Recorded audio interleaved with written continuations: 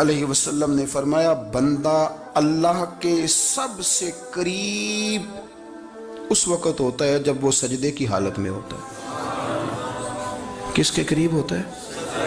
اللہ کے سب سے قریب ہوتا ہے وہ بڑا نیڑے ہے رب کے، بڑا قریب ہے، اس لیے کہ وہ حالت سجدہ میں، وہ جب سجدے کرتا ہے نا اس کی بارگاہ میں جب جھک جاتا ہے۔ آپ ذرا سجدے کی کیفیت دیکھیں نا، زبان بھی یہاں ہے، آنکھ بھی یہاں ہے، کان بھی، عقل بھی ساری، اس نے سارا کچھ رکھ دیا سجدے۔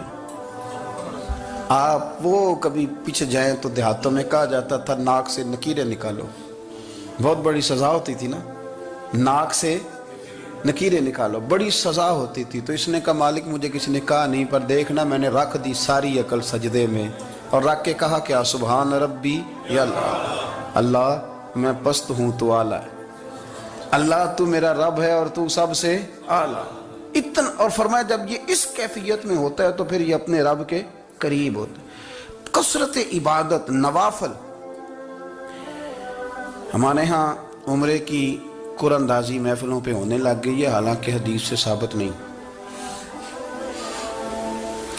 میں دوستوں سے کہتا ہوں جائز ہے، کرنی چاہیے، عمرے کی قرآن اندازی جائز ہے، پر کسی حدیث میں نہیں آئی کہ قرآن اندازی کرو عمرہ کرو۔ حدیث میں قرآن اندازی یہ آئی ہے کہ نبی پاک علیہ السلام نے فرمایا تمہیں پتہ چل جائے نا پہلی صف کا ثواب کتنا ہے، تم قرآن اندازی کرو۔ عمرے کی قرآن اندازی کا تو پوسٹر چھپتا ہے، تو یہ والی قرآن اندازی کب ہونی ہے؟ ہونی چاہیے کہ نہیں؟ حضور نے فرمایا تمہیں پتہ چلے کہ اس کا ثواب کتنا تو تم قرآن اندازی کرو، تم قرآن ڈالو۔ جب آپ نماز پڑھ رہے ہوتے ہیں، جب آپ کا مصلی آباد ہوتا ہے، صلاح الدین ایوبی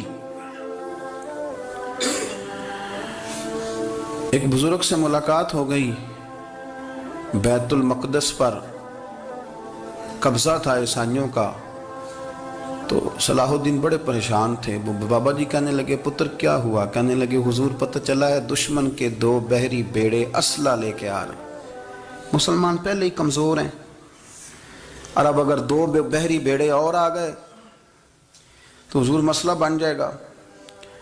تو میں پریشان ہوں کہ کس طرح یہ کم مسئلے والی ہماری فوج ہے کیسے مقابلہ کرے گی۔ تو بابا جی کہنے لگے پتر اس طرح کرنا، آج رات تو بھی دعا کرنا اور میں بھی کروں گا، تو بھی دعا کرنا، آپ ناراض نہ ہونا، ہم تو پیروں والے ہیں، ہم تو پیروں کے نوکر غلام ہیں، ہمارا تو گزارا ہی نہیں، ہمیں تو ملتا ہے سارا کچھ وہاں سے۔ پر میرا سوال یہ ہے کہ تعویذ لینے جاتے ہو نفل کیوں نہیں پڑھتے؟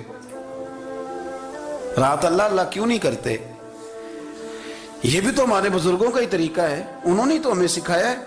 صلاح الدین ایوبی سے بزرگوں نے کہا کہ رات آج نا اللہ اللہ کرنا، تو میں تیرے لیے دعا کروں گا، تو بھی دعا کرنا۔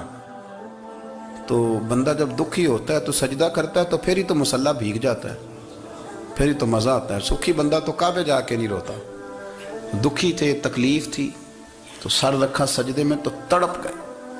اور وہ بابا جی کہتے ہیں میں مسجد آیا تو صلاح الدین چیخے مار کے رو رہا تھا اور کہہ رہا تھا مالک میں کوئی اپنی شان کے لیے تو نہیں نہ لڑ رہا، اللہ کو میں کوئی قبضوں کے لیے تو نہیں لڑ رہا، مالک تیرے لیے لڑ رہا ہوں، مجھے بے آبرو نہ کرنا، میری مدد فرمانا۔ کہتے ہیں میں آیا تھا کہ مسجد میں دعا کروں گا، پر صلاح الدین ایوبی کو روتے دیکھا تو میں لوٹ گیا۔ تو سویرے صلاح الدین ملے تو بڑے خوش تھے۔ میں نے کہا پتر کیا ہوا؟ کہنے لگے حضور وہ بحری بیڑے 2 آ رہے تھے نا اسلحہ لے کے، دونوں ڈوب گئے پانی میں، پانی میں ڈوب گئے۔ تو بابا جی کہنے لگے صلاح الدین وہ پانی میں نہیں ڈوبے، وہ تیرے آنسوؤں میں ڈوب گئے، وہ غرق ہو گئے، وہ جو تو نے مصلی بات کیا تو وہ تیرے آنسوؤں میں ڈوب گئے، وہ غرق ہو گئے، وہ تباہ، اتنے قیمتی تھے تیرے آنسو کے بہا لے گئے دشمن کے بحری بیڑوں کو۔ میرے بھائی ٹھیک ہو گیا جی، میرے عزیز سمجھ لیں اس بات کو ہمیشہ کے لیے، اور اس پر غور کر لیں اچھے طریقے سے کہ میرے رسول کریم سید عالم صلی اللہ علیہ وسلم نے نا ہماری توجہ دلائی، حضور نے ہمیں بتلایا، ہمارا ذوق بڑھایا عبادت کی طرف۔